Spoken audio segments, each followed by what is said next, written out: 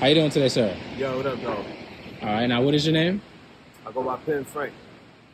Say that again? Pen Frank. Pen Frank. Pen Frank. Pen Frank. That's a smooth name. Now, the question I'm going to ask you today, sir, is how do you feel about, one, like the Black Power movements, and two, what does it mean to be black to you? Question number one, how do I feel about the Black Power movements? I mean, they're obviously necessary.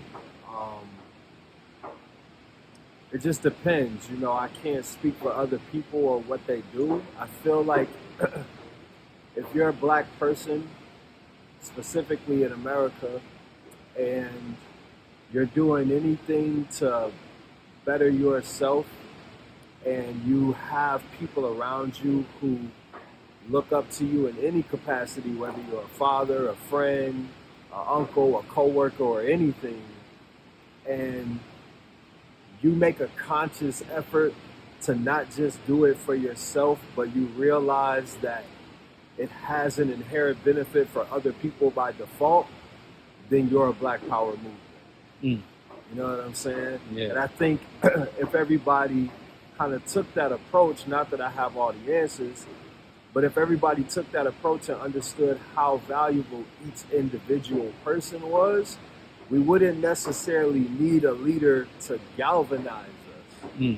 I'm not saying there's anything wrong with leadership, right? But the bare necessity of just understanding that progression needs to happen and positivity needs to happen should be a default for each individual black person. You know, black people shouldn't need to be told that it's inherently better for all of us to do better as individuals.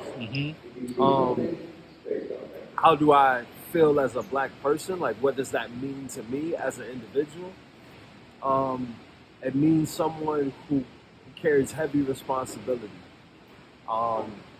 And that the reality is fairness is something that, at least in the country that I was born and live in, the United States of America, it's not something to be expected, but it's also not something to allow myself to be stifled by.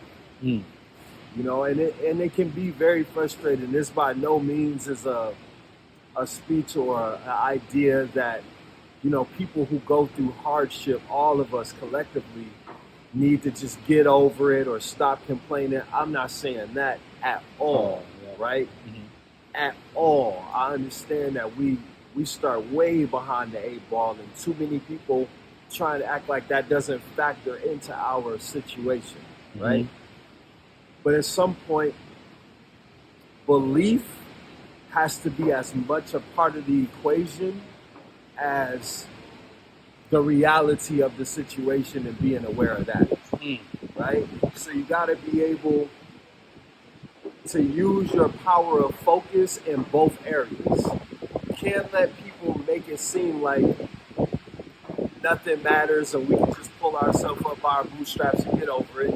And when that kind of energy comes, we need to invest energy into making sure that people realize that that's not true. It's more to that. There's things going on to this very day that want to keep us down and keep us behind.